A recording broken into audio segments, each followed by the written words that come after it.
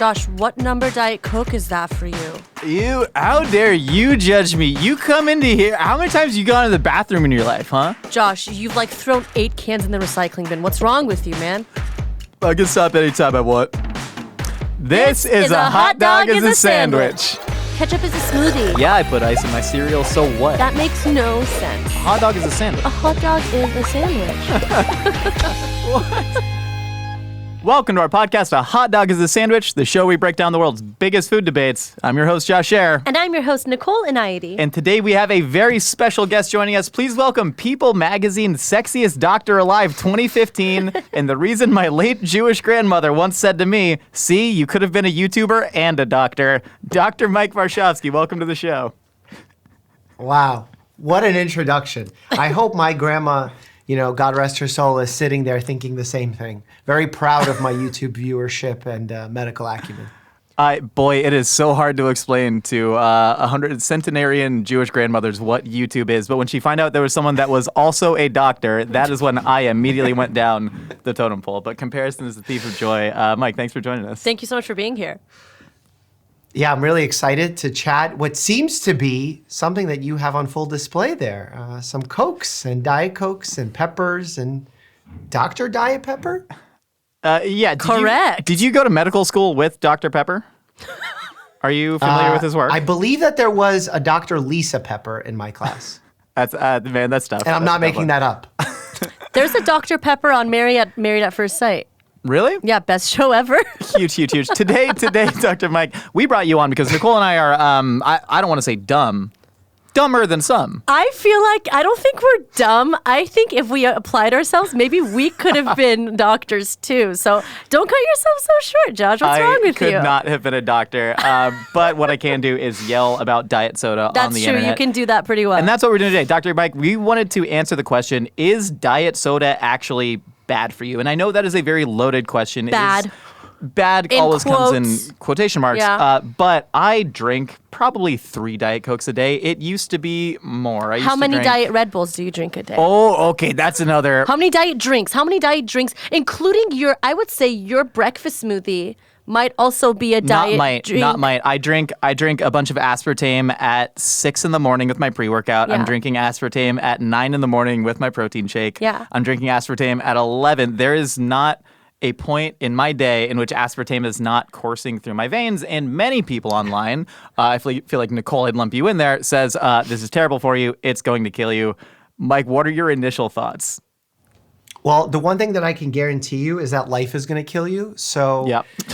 Thinking about the individual ingredient like diet soda and the artificial sweeteners that are found in them is likely not what's going to do you in. We live in a world that is full of risk. And the number of risks we face and the number of things that impact our day-to-day behaviors, our chances of getting sick, our chances of getting better, really are astronomical and probably too much for the human brain to even wrap our heads around. Like if we even try and think, what does 100 trillion look like or count like or appear like? We can't think in those numbers. Much in the same way, we can't think about risk. So when we ask a question that's very binary, like, are diet sodas bad? We're truly asking a question that has no answer. It depends for whom. It depends what we're switching from, what we're having it in lieu of, how much are we having it. And only until we get all those questions answered, maybe we even come close to answering that question. But I'm excited to discuss it because I think there's fun in the discussion. Oh, 100%. And also, diet soda is something that has rocketed in popularity in recent years. And I think there's a lot of different factors about it. One thing is people's general fear of sugar. My general thoughts on nutrition, and I am certainly not an expert. I've just been on a lot of bodybuilding.com forums. Now, I'm reading this fantastic book it's called Food Politics by Marion Nestle. She is a longtime academic at UC Berkeley. But she said something that kind of stopped me in my tracks, which is nutrition science the advice from nutrition science has not changed since World War II. It is eat less meat and eat more fresh fruits and vegetables. Every single thing past that is because the media operates in forms of headlines. There needs to be novelization in this. Sensationalized or whatever. Exactly. Like there needs to be some sort of new information to report, and people report it. And aspartame is one of the ingredients that has been really pushed as like a potential single cause of, I've seen Alzheimer's, strokes, cancer, autism, and then autism. People are saying that. People on the internet will say everything. That's true. That's true. But this is one of those single ingredients that people like to single out. And one of the first studies was in 2007. It was called the Ramazzini Foundation.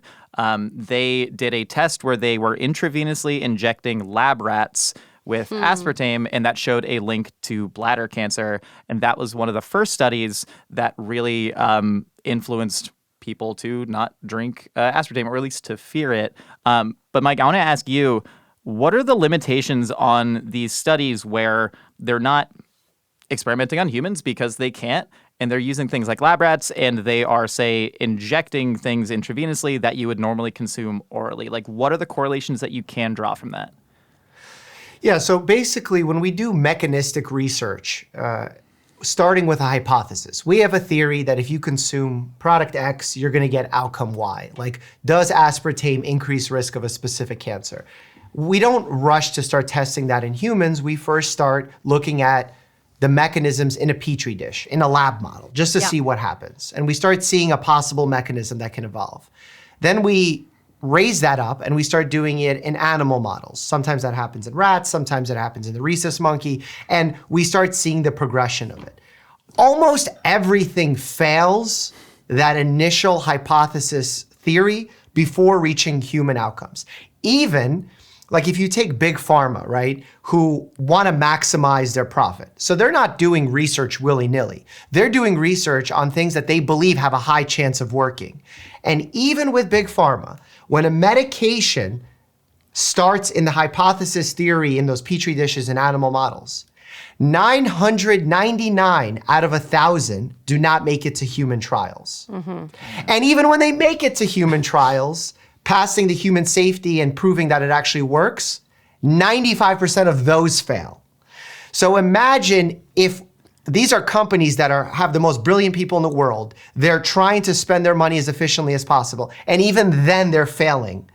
That goes to show that our knowledge isn't as deep as we put it out to be, especially when it comes with petri dishes, animal models. It can show guidance to us as doctors, as researchers, in which way we can go forward, where we can ask better questions, but it certainly doesn't tell us how we should live our lives. Because if we did that, boy, we'd have a different result on a different day depending on who authored the study and what finding they were looking for. There's actually a study that exists showing consuming any food, they literally took dozens of foods, and they saw that consuming any one of those foods raises the risk of colorectal cancer. Just to prove that if you really want to find that correlational link, it doesn't mean that it caused the cancer to happen. So we have to be very careful when we're looking at this research or even being presented with research, how we let it affect our everyday lives. Yeah, 100%. And it seems nutritional research specifically, because there are so many different factors, becomes incredibly hard to digest. Like there was a recent 2023, the World Health Organization comes out and they say that aspartame is, quote, possibly carcinogenic to humans. And many, many people sent me this distinction and said, see, aspartame, carcinogenic, World Health Organization, a legit organization, ergo, I was right, you were wrong, diet soda is terrible for you. And then if you even go a little bit deeper, what they mean by possibly carcinogenic to humans is the findings of limited evidence of carcinogenicity in humans and animals and of limited mechanistic evidence of how carcinogenicity may occur underscore the need for more research to refine our understanding. So basically they said, we don't know. None of the studies have Then why write it? Why write it? This is why I went into YouTube, because I watch my medical profession put out accurate information like what you just read. But their ability to make it user-friendly or understandable be complete poop. And I can't find a better word for it because it's poop. It's misleading what is being said. Even when we do like statistical research, and you'll see like news articles pop out and they say this medicine statistically significantly lowers rates of your blood pressure. And you're like, oh, well, statistically significantly, that sounds significant. That sounds strong. Those are words. Statistically significantly just means that whatever outcome happened, it was statistically strong that it happened. But that outcome could be huge, it could be clinically insignificant. So just because something is statistically significant doesn't mean it's also clinically significant. And how we show that to the world is what makes us good doctors, I think. Otherwise, then you're going to get probably carcinogenic or possibly carcinogenic, and then you're scaring people, as opposed to, hey, we saw some initial mechanisms, but unproven as of yet. Whoa, that's a lot more reassuring than what they initially said. I just want to thank my AP stats teacher. That's right. Gosh. I got a 4 on the exam. But honestly, that and fantasy football, because like when you hear a stat like doubles your risk of, say, Alzheimer's, that was one of the links. That as to the untrained ear, that sounds scary. It is incredibly scary. Yeah. And then if you see that the risk went from 0.001 to 0.002, that is not something that is actually going to affect anybody, even on a mass population level. And so like actually being able to dig into the statistics and understand where this is coming from. Also, understanding, I don't expect every person in the general population to go into the methodology of every study. Yeah, you but can't you look expect at that from this people. initial rat study out of the Ramazzini Foundation in the early 2000s, and you found out that they were injecting them with the equivalent of a human drinking 1,200 Diet Cokes a day. Oh my gosh. Yeah. Poor and babies. So you see, the links are really tough. I just want to get into the history of diet soda really quick because I found Lay it on me, Josh. Let's hear it. Well, okay, I'm going to ask you two. What do you think the first diet soda was in America? Tab. Tab? I have no idea. I'm an immigrant, so I don't know American history well. What's the first, from where? From Russia. Do they make, do you ever drink kvass? Do they have diet kvass? No. What's Let's make kvass? it. Kvass, Sounds good. I kind of want to try it. It's made from like fermented bread. Yeah. I'm a big fan. We'll find some Diet Kvass. But no, it was actually a soda that predated Tab by about 10 years, and it was called NoCal. And Never heard of NoCal it. was made with, neither had I until I was researching this, but it was primarily made for diabetic patients, and it was mainly sold and consumed in like medical facilities. And it wasn't until like in like if you were a diabetic in the hospital, they they wanted would a give sweet it to you. treat, and it was Okay. it was made using a sweetener called sodium cyclamate. And saccharin. So saccharin was the Saccharin, original yeah. sweetener found in Tab. Saccharin was actually banned in the United States in 1981, leading to the formation of Diet Coke using aspartame in 1982, if you're tracking with the history. The reason this is important is NoCal comes out with sodium cyclamate in 1952. That was 6 years before the FDA passed the Food Additives Act, which they introduced the crazy legislation that if you're adding chemicals to food, we should test them first. Before that, you simply were not allowed to, or you simply didn't could have do to. it, You yeah. were not obligated Yeah. to. And then there was a very similar study. Lab rats showed bladder cancer with insanely high doses of sodium cyclamate. It was a one-study phenomenon that was never able to be reproduced whatsoever, and we have now banned sodium cyclamate in the United States because of that study, and it was not banned in Europe. And so there's this crazy sordid history where, you know, Europe banned saccharin before the United States did. The United States banned sodium cyclamate before Europe did. It's still considered safe in Europe. How can science is supposed to be about objective truth, right? And sharing the information Yes. around the world, but how do we end up in a situation where one ingredient's banned in Europe, one's not in the US? In my opinion, it's probably due to the bureaucracy of the matter. You have a lot of people Fair. that are either elected or appointed into certain positions. They're in those positions for long periods of time. They have their own intrinsic biases on what they think is right. And as a result, you have rules that don't make a lot of sense. Like for me, as a primary care physician, I find it strange that the FDA will only step in and regulate a supplement if it's already raising red flags about causing harm and killing people. Yep. But otherwise, I can right now bottle up whatever I want into a capsule on this table, put it into a little capsule in a bottle, a pretty bottle, say Magic Mike's formula to make you faster, stronger, better, whatever. And I could legally do that. And the fact that the FDA won't check it is wild. I think Channing Tatum has rights to that name. Channing So that's your only legal battle there. So check this out. I can do that, but my only concern is not that I just poured God knows what into the pill, but that Channing Tatum might sue me. That's the only risk to doing this. The only risk. That's a problem. That is a problem. And Magic Mike should be public domain. I think that's what we learned from this. No, in a few years. I grew up in the golden age of GNC, where literally when I was in high school, you could walk in and you could buy Trenbolone. You could buy legitimate steroids. What is Trenbolone? Trenbolone, I believe it was an anabolic steroid originally used in cattle production. Mike, forgive me if you know more about this than I do. I don't. I'm not super familiar with cattle hormones and steroidal medications. What are they teaching them in school? No, but no, you could literally buy anabolic steroids. There's a product called Tren Extreme. The makers of it are now in prison because they were putting straight steroids in it. Oh my goodness. And there was also another product that had straight up amphetamines in it because the supplement industry is not regulated and we had a bunch of cracked out 14-year-olds. There's been so many instances of over-the-counter medications. This happens quite frequently as of late in gas station pills where like they'll say, pills? Yes, exactly. Libido boosters. And really, the only ingredient in there is sildenafil, which is the medication found in Viagra.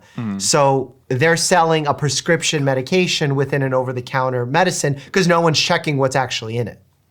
That's crazy. You're telling me it's not the properties of honey and ashwagandha that are leading people to 4 hours? Ginseng?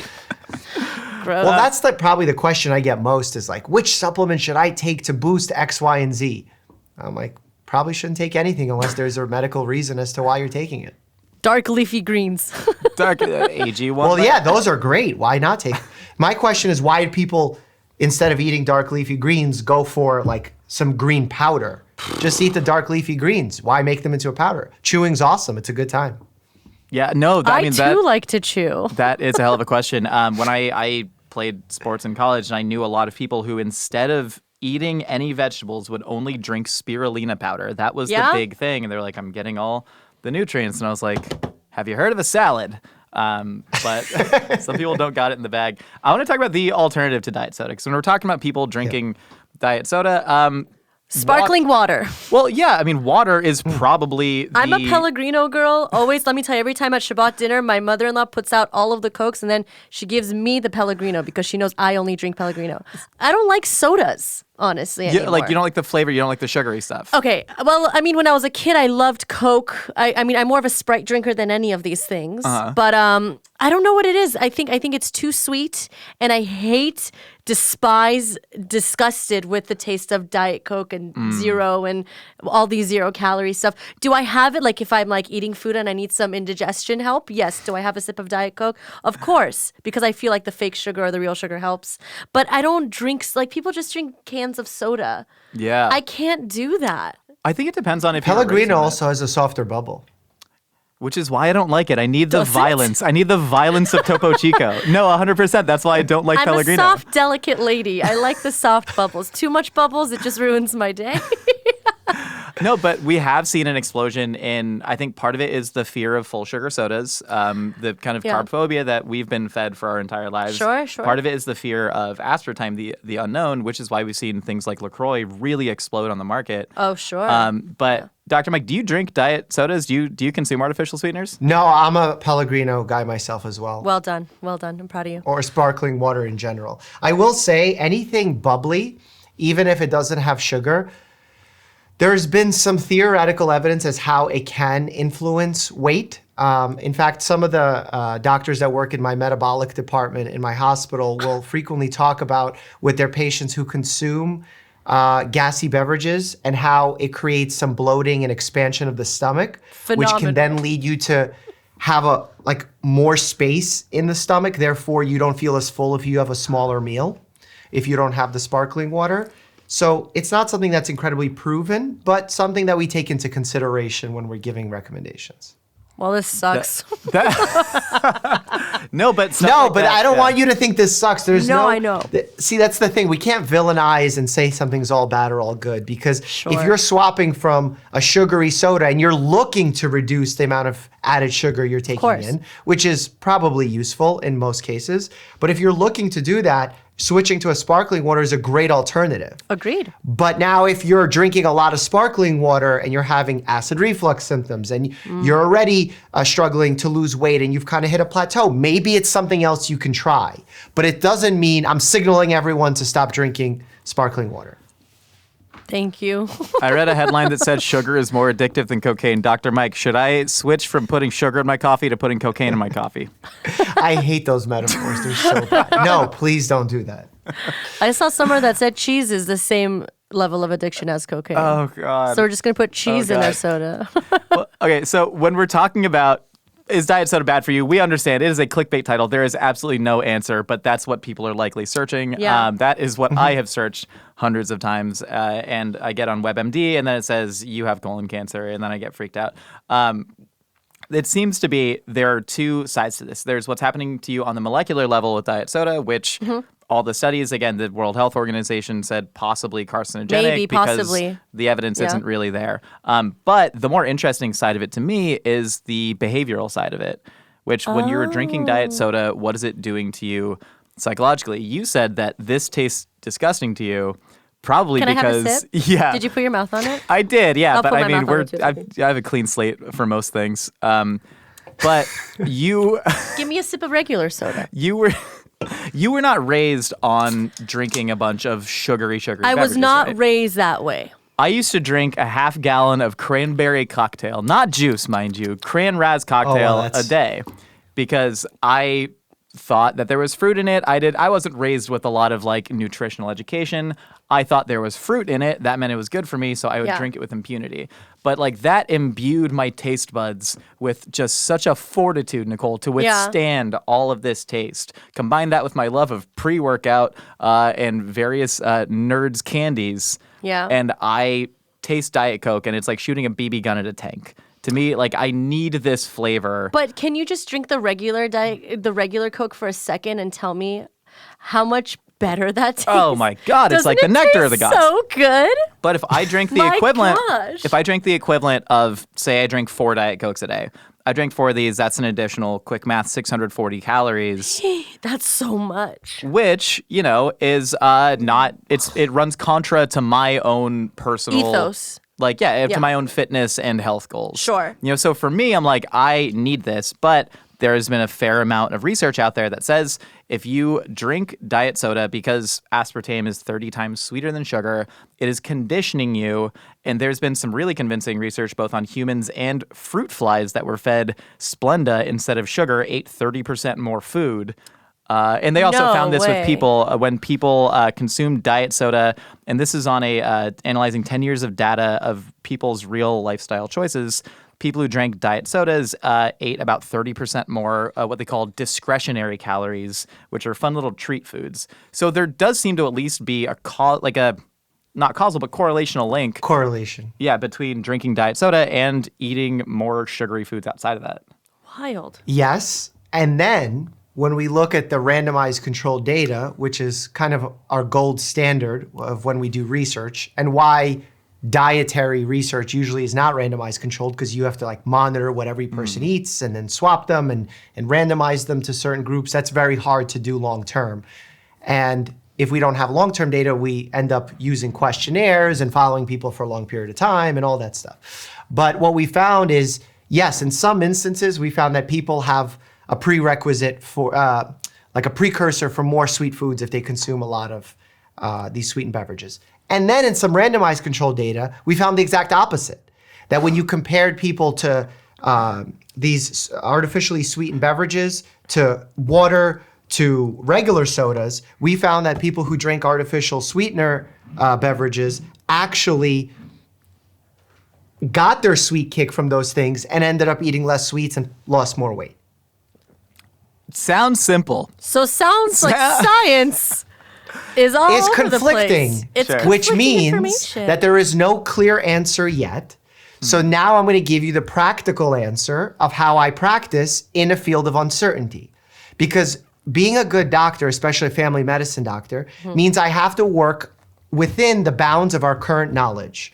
And many times our current knowledge is incomplete, and yet I still have to give some kind of advice, right? Yeah. I can't just have a patient come in and say, meh, because that's not going to be a very valuable visit. That's not going to help anybody, yeah. And my Yelp score is going to probably drop really quickly. So here's what I say to patients. If you are drinking water and you're happy, do not switch to diet soda. There's no benefit to doing so. In fact, there's some potential risk. We don't even know that yet. If you're drinking sugary soda and that sugar is harming you, whether in the form of having higher weight, having high triglycerides, you have diabetes, switching to a diet soda is gonna be smart, because then those risks are gonna be swapped for less risk. So again, to who are you giving the advice? What are they switching from? That's how we're gonna give practical feedback, even in the areas of uncertainty. Mike, that makes such a terrible headline. I feel like we should say diet soda kills you faster. That, you know what I mean? I feel like we should just workshop that. No, but I mean that is, you know, the answer that nobody wants to hear, which is, but it's very the best nuanced. Answer. Yeah, and it's nuanced. It's nuanced. Who would have thought? And guess what? You're doing the diet sodas, 4 times a day. I would say most people don't fall into the category where they're having multiple cans in a day.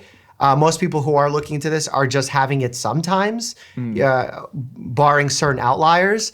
And if you're having a Diet Coke or whatever beverage you want that's artificially sweetened sometimes, who cares? Like, there's the people that then start isolating that, or the cold plunges, or some other fad thing in a given moment.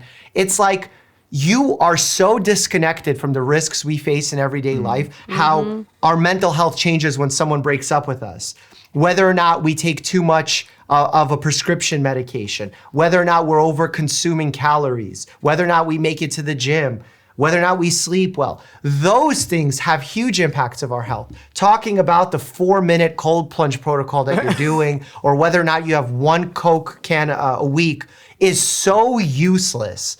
I cannot begin to explain to people how unimportant it is.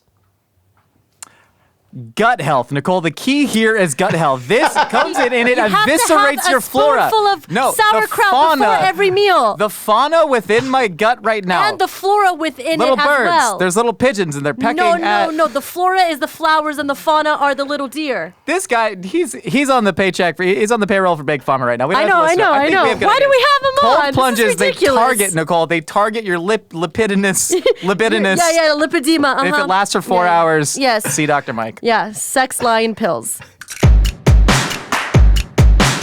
Do you find it difficult to learn a new language in school with a boring teacher and through textbooks? I take it from me, who literally failed Spanish and dropped out of college. It is difficult. Well, let me introduce you to Rosetta Stone. Rosetta Stone is the most trusted language learning program available on desktop or as an app, and it truly immerses you in the language you want to learn. For one, there's no English translation, so you'll really learn to speak, listen, and think in that language. You'll pick up a language naturally, first with words, then phrases, then sentences, so it'll help with long-term retention. Personally, I'm looking forward to learning Spanish on Rosetta Stone because in college, I didn't really take to that learning style, and I grew up in Southern California, and I already know so many phrases, but this is going to help me finally get fluent. Rosetta Stone is a trusted expert for 30 years with millions of users in 25 languages offered like Polish, Dutch, and Korean. It's super duper convenient with its desktop and app options. Plus, it has a built-in true accent feature that gives you feedback on your pronunciation. Get a lifetime membership with access to all 25 language courses Rosetta Stone offers for 50% off. That is a freaking steal. Don't put off learning that language. There's no better time than right now to get started. For a very limited time, a Hot Dog is a Sandwich listeners can get Rosetta Stone's lifetime membership for 50% off. You're welcome for the discount. Visit rosettastone.com/hotdog. That's 50% off unlimited access to 25 language courses for the rest of your life. Redeem your 50% off at rosettastone.com/hotdog today. This show is sponsored by BetterHelp. A common misconception about relationships is that they have to be easy to be right. But sometimes the best ones happen when both people put in the work to make them great. Therapy can be a place to work through the challenges you face in all your relationships, whether with friends, work, your significant other, or just anyone. Now, I'm just starting my own personal therapy journey. I use BetterHelp, and they matched me with the perfect therapist right away. I'm learning positive coping skills, how to set boundaries. It's empowering me to be the best version of myself, and it isn't just for those who have experienced major trauma, but boy, they can help with that too. So if you're thinking of starting therapy, give BetterHelp a try. It's entirely online, so it's designed to be convenient, flexible, and suited to your schedule. BetterHelp will match you to one of 35,000 licensed therapists based on your location, preferences, and therapist availability. Just fill out a brief questionnaire to get matched with a licensed therapist and switch therapists anytime with no additional charge. Become your own soulmate, whether you're looking for one or not. Visit BetterHelp.com/hotdog today to get 10% off your first month. That's BetterHelp, HELP.com/hotdog. Sports Jordan Myrick ranked the top 8 best diet sodas, and guess what? Number 1 is not Diet Coke. That's crazy. Head to spork.com and search best diet soda to find the full ranking. Number 1 is Diet Coconut. Number 1 is Diet Coke. Not.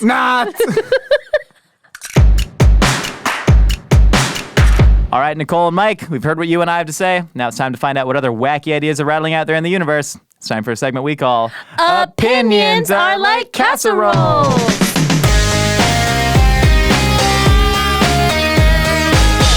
He liked it. Does that mean nobody wants them? He did a little dance. Well, you don't like casseroles? I don't know. To be honest, I can't believe I'm admitting this. What's a casserole? That's another podcast God, entirely. Okay, so do you have another hour? it's funny because Is it that long? So casseroles were technically the first time the term was used in the modern American context in the mid 1700s. I'm dead ass serious. It was in Vermont. But that said, it's just any large amalgamation of foods that is baked inside one dish and meant to be eaten as such. So it's just like a one pot. So they've existed throughout all of history. It's how most people like ate. Like a stew? Kind of like a stew, but stew is too wet. Stew's too wet. Okay, have you ever had like my grandma's? I think there's some kugel. stews out there that would have exception to that statement. No, but like have you had kugel before? Kugel's not a casserole. Yes, it is. It's cooked in a casserole. If you do like a beef stew with a kugel top, that's a casserole. Okay, you're the only person on planet Earth that has done that. No, Mike, have you ever had a beef stew with a kugel top? I don't know what a kugel top is. Doesn't know what a kugel top is. Not part of my medical education. Bye. Okay. Should we get into our first The Minnesotans opinion? call it hot dish. Okay, well, my first opinion, Dr. Mike, Nicole and I have both taken a very pro-leaching stance on this podcast. Pro-leaching. But yeah, just medical. I'm into For what? leaching and bloodletting. Well, because here's the thing. You have blood in okay? you, and it's bad, and you need to get it out. What better creature than a leech? Why is the blood problematic? Nicole, my Are colleague? you asking me? Yeah. You should ask this guy. Do you know we still do bloodletting for very specific conditions? I can name you one. Tell Please me. name us one. Polycythemia vera, Okay. where you have an overproduction of red blood cells, and as a result, you would go in and get some blood taken out. Yeah, but you would do it like with the syringe and like. Oh yeah, you would. The leeches don't take enough blood. You're out not for just that. slicing someone open and like bloodletting. The leeches need jobs, Nicole. Actually, I used to go to. He was a chiropractor, but he was also the USA weightlifting Olympic team's doctor, and so I went to do soft tissue work. But he also did some like kind of weird stuff, and he did a practice called wet cupping. My dad you heard did of that wet in China. cupping? My dad did that in China. They make little incisions, and then they do the cupping, and then it Yes. sucks the blood out. Yes. And so I walked into this man's office for the first time, and there was a person whose back was covered in blood, and I freaked out. My dad did that in China, and he showed me pictures like, look how cool this is. And I'm like, this is not cool. Don't show me your bloody All back, I'm saying Dad. could have been leeches. Nicole, you want to read the first opinion? Sure. I love to read. Mike, so we asked our audience if they had any specific health or nutritional questions. And so Nicole is going to read them out to Okay. you. You get first crack at your response to them. Sure. So the first Okay. one we have is at pretzel emoji. Picky eaters are just a sign of weak parenting. No. Can't do it. Can't co-sign that statement. Why? What is the cause of picky eating? Or I mean, I'm sure there's not one cause, but Yeah, that's the thing. That's so variable. Could you have contributed to the pickiness of your child with your parenting habits? Sure. but does that mean it's necessarily your fault? I mean, I can give you medical conditions of like hyperphagia syndromes where children eat so much so that their obesity cannot be caused by overfeeding alone. It's a hormonal issue. So to say that all causes of it are that, not true. I think... And now we get Nicole's medical opinion. As someone who could have been a doctor if she applied herself, I do think some parents, you know, kind of like if my mom didn't like a certain food. Like my mom doesn't like the color purple. She's never been a fan of the color purple. Not the movie, like the color purple. She doesn't like it.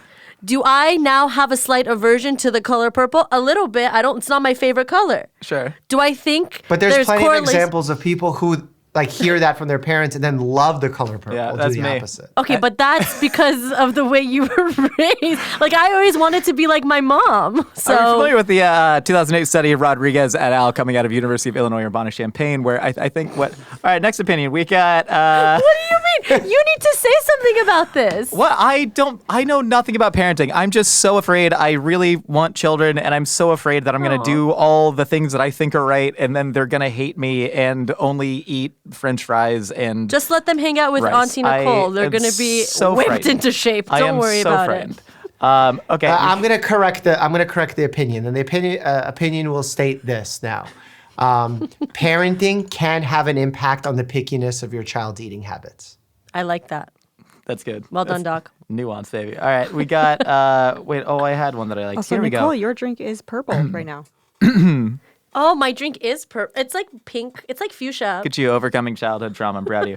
At Greg Bernashaw says, eating healthy doesn't mean you can't put seasoning in your food. Oh, of course. In fact, seasoning in many ways is healthy and low to no calorie.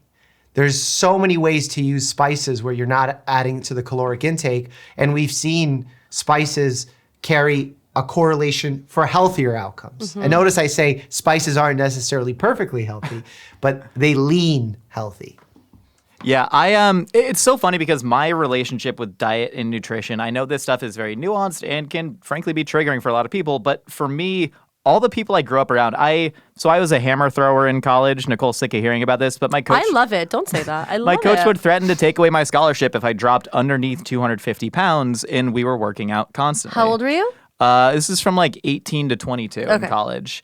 And so I knew a lot of people who were equally likely to be trying to gain weight for their specific sport as they were trying to lose weight. And so my relationship to this is like, it's all very neutral. It is, you use nutrition, especially caloric or macronutrient intake, to satisfy your personal goals, whatever they may be. I know a lot of power lifters. I know a lot of strong men. Yeah. And so my buddy, who is Greece's national record holder in the shot put, shout out Nick Scarvelis. Can't wait to go to your wedding on Samos, buddy. But anyways, we were at an XFL game, and I watched this man pull out a quart container filled with white rice covered in mustard. And I said, buddy, why the mustard? And he's like, well, I need 100 grams of carbs right now, and mustard has 0 calories. And I just started listing other things that also have 0 calories. That tastes better than just sauce, mustard. fish sauce, ginger, garlic, cilantro, lime juice, just anything. And I want to grab these giant hulking bodybuilders and just say, you can put the spices in your food, man. Yeah, I've never understood the bland chicken, white rice, broccoli mentality. Whenever I understand that, I think it's because the macros are consistent and they crave and desire consistency within their routine. So I get that, but like putting paprika on it isn't going to completely screw it up. Yeah, and I wish I could just like you said, shake them and say, you can have like red and green flakes on your food. It might make you, I don't know, find a little joy in eating. Some people, they view food exclusively as fuel, and I, can't empathize with them. But I understand. I did watch a bodybuilder eat, quote, macro-friendly spaghetti bolognese. Oh, that's cool. And it was literally 10 ounces of lean ground beef, and what I saw were 6 spaghetti noodles. Only 6. Yeah, and I was like... But at that point, you can just like... Make a chili. Yeah, make a Turn chili. it into a chili. Or it's not spaghetti anymore. Those like shirataki. Oh, can you do a noodles. casserole with that or no? Absolutely. Yes, I'm you so can. glad you asked. Of course you The can. state of Ohio has like 6 indigenous chili-based casseroles. Indigenous? Just in Ohio. They were all invented in Ohio. So funny. One more. Let's do another one. Okay, let's see. At Hands and Schumacher says chicken thighs are greater than chicken breasts. Not only can it be more flavorful, but also more forgiving to cook. Still, a ton of protein and fats are not evil. I switch up the seasonings so I don't get tired of the flavors. Chicken breast versus chicken thigh. I'm allowing space for their opinion. I like chicken thighs. I lean towards more chicken breasts. I buy in my home more chicken breasts than I do chicken thighs.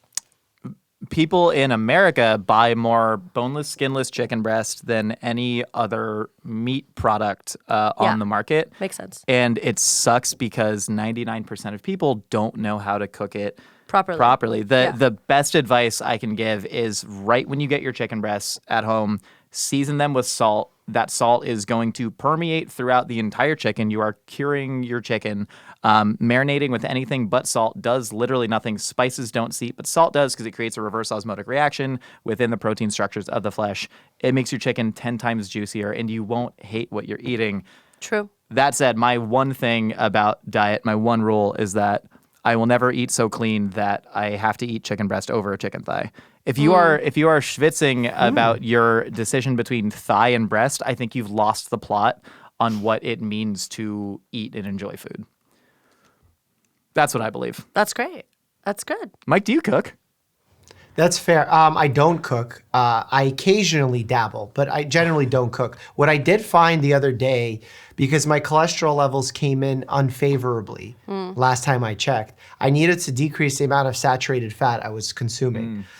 And there are still days of the week where I consume red meat, and I was eating like a leaner cut of beef. And then I found at Whole Foods they have bison tenderloin, which has on the label, which means that it's probably close to 0 grams of saturated fat in a 4-ounce serving. So I was like, whoa, that's kind of awesome. And I started eating that instead. So we'll see how the cholesterol numbers do now. Bison. I'm a big bison fan. It's also just delicious. A bison steak? Beef adjacent meats, bison venison, they are really great if you know how to properly cook it. I also love beef adjacent stuff. Can I just ask Mike personal nutrition questions now? Because hear me out, my cholesterol came back high too, and I'm worried. Okay. And I mean, this is your podcast as much as it is mine. Go ahead, ask him. I don't cook any red meat in the home anymore unless it's for something special we're entertaining. Really? Julie and I exclusively eat chicken and fish, but what I do eat is like over a pound of animal flesh a day because I've been raised with the idea that 1 gram of protein per pound of body weight, and so I try and eat roughly 200, I don't religiously track, but 200 grams of protein per day. And I told my doctor this, which Mike is my new primary care physician. Thank you so much for Do you take Blue Shield? Only if the copay is 10x for the podcast. Yeah, we can do that. You can talk later. But no, I told my doctor, I was like, I don't eat red meat. I only eat, chicken and fish at home. And they were like, well, that's still just a lot of meat to eat that could be contributing to your cholesterol. Probably decrease that. And I was like, well, have you seen this bodybuilding.com forum article that I've printed out for you, Dr. Lyashevsky? And she did not seem to find that amusing. So in general, cholesterol is driven by consumption of saturated fats, which are found primarily in animal products. So even if you're not consuming red meat, you're likely consuming higher saturated fat diet than most. So you're consuming leaner sources of protein with fish and chicken, and the fish has fat, but it's healthy fats. So that's a good reason to keep fish in. But I would maybe look to replacing some of your chicken protein with something like edamame mung bean pasta or the banza pasta that's you'll see in the supermarkets, which have both fiber and protein, which will help your cholesterol levels twofold, because you're getting less saturated fat but still getting your protein. And second, when you increase fiber, we've actually seen decreases in cholesterol as well. So that's what I'm doing myself as well. So we're kind of on the same trajectory. I'll keep you updated with my LDL levels if you do the same, man. Is we're on this LDL journey bad? Together. I don't LDL know. is bad. One of them is HDL bad. is good? It's the marker, yeah. The marker of LDL is considered the bad club. Nicole, ask him about seed oils. Oh. Do it. Okay. Hey, Dr. Mike, can you tell me a little bit about seed oils? Give me like a 2-minute spiel about seed oils and why you think they're either good, bad, neutral, or you just what are they? Tell us about them. I would say that they're neutral, and the hype around them, and it's neutral because we're still lacking some data, much in the same way that we can't clarify as artificial sweeteners being all good or bad. Same thing with seed oils. Look, if you're having seed oils to excess, it's going to be bad. But if you have water to excess, it'll be bad. There's medical conditions related to that where you throw off your electrolytes so bad, you can go into a coma. You eat enough carrots, you turn orange, but that doesn't mean the carrots are unhealthy. So much in the same way, if I asked you a question that's not medical, like, are hammers bad? What would you say? Hammers? It depends what you do with them. Oh, look at that. You're bringing some nuance into the conversation. Yeah, I did it. So, yep, the same way. Do we have any other? If anybody can leave the room, I have a rash that I was trying to. Oh. I'm just saying, now that we're here, it's probably fine. I drink from your cup. Am I going to get it? That's not where the rash is. Oh, good. No, I'm kidding. Dr. Mike, thank you so much, man. This was absolutely incredible that you gave us very clear, concise answers that have a one-word takeaway. No, I'm really grateful to bring some nuance to this conversation, and hopefully our audience can take something away from that and from somebody that's significantly smarter than both of us. I sure did. I think the biggest takeaway is to use nuance as a superpower, A. B, not to villainize or be deathly afraid of one ingredient or nutrient. And in general, think of diet as part of your lifestyle and not just, oh, this food is bad, this food is good, this food is bad. Because that creates a lot of unhealthy eating habits that usually, even if they're helping you for the short term, long term, it's not going to be sustainable and valuable. And here it's about creating sustainable habits. So. Beautifully said, and don't put cocaine in your coffee. On that note, thank you so much for listening to A Hot Dog is a Sandwich. We got new audio-only episodes every Wednesday, video version here on YouTube every Sunday. And if you want to be featured on Opinions or Like Casseroles, give us a ring and leave a quick message at 833-DOG-POD1. And make sure to check out Dr. Mike on his YouTube channel at Dr. Mike. Doc, you got anything else to share? As always, stay happy and healthy. That was beautiful. Preach, brother. I'll see y'all next time. Thanks again, Doc.